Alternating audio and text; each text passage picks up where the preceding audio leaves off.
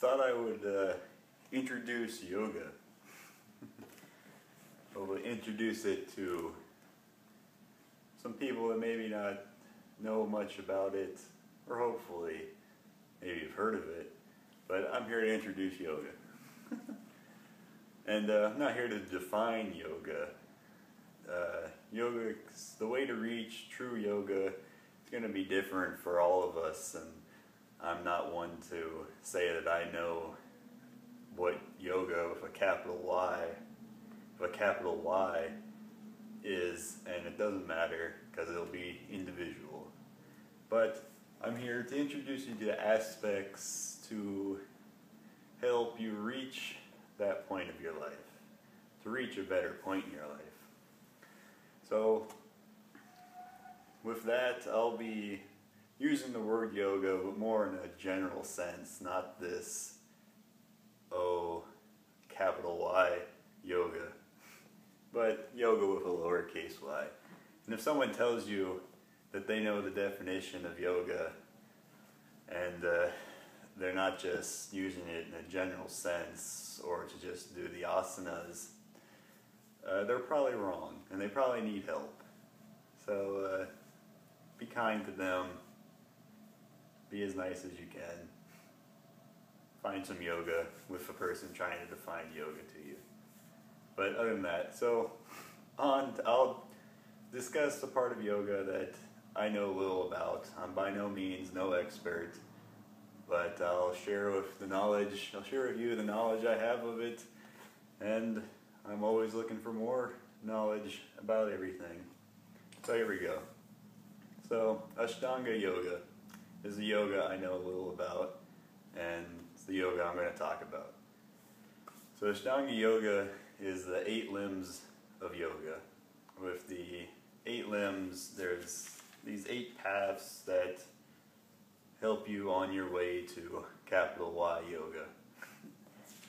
So we'll start with they go in order, kind of, in the way you should start out doing them, we'll say. So there's Yama, Niyama, Asana, Pranayama, Pratyahara. What did I say there? Let's start again. 8-limb yoga. There's 8 parts of it. First one is Yama.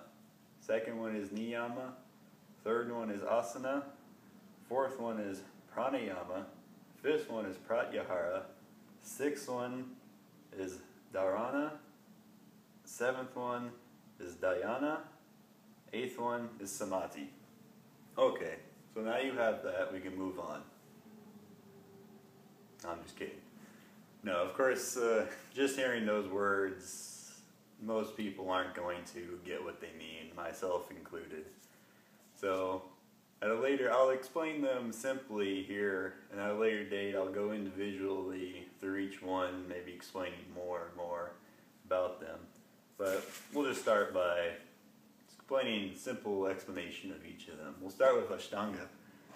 So Ashtanga can be broken down into 2 words. I think it's Ashta, which means 8, and Anga, which means limb. And so it's 8-limb yoga. Easy. And it's not limb, well, it is kind of like limb like your arm, but it's limb is a part or an aspect of. So this is 8 parts of yoga, or 8 aspects of yoga. Then we go to Yama, which is your external view on the world, your moral compass, if you will. And then Niyama is more of your self-moral compass, your self-purification, the morals you need to help yourself.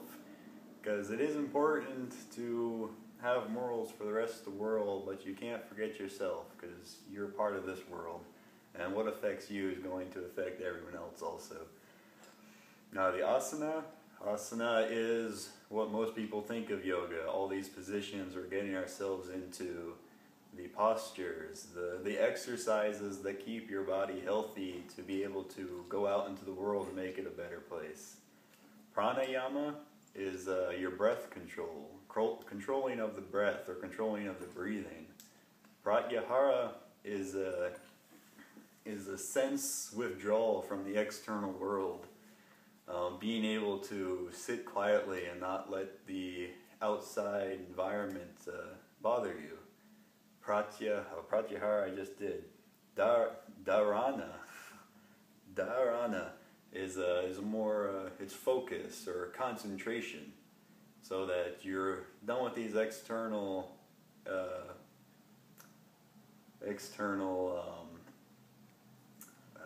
course I don't remember the word, but whatever.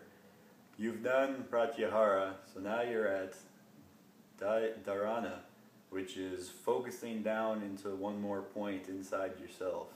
No more external distractions. That's the word I wanted. Dhyana is then full meditation or super concentration, unbroken concentration, if you will, not super concentration. And then we have Samadhi. And Samadhi is this state of hyper-consciousness, or a state of enlightenment, if you will. And I'll go into Samadhi a little bit, because enlightenment seems like this, when I reach enlightenment and then everything is alright. But Samadhi is more of a thing that can just happen to you periodically. It's maybe not a state you stay in completely. I'm sure some people maybe reach Samadhi and stay there forever, but it's just a state that you can be in for a few seconds here and there, come in and out.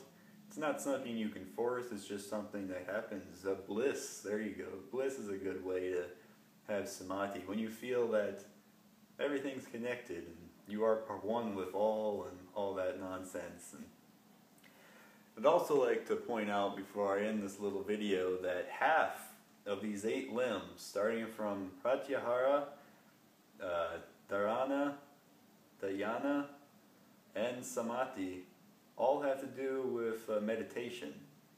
So you may see these people putting their legs behind their heads and standing in some weird split, or just standing straight with arms at the side, standing in Tadasana.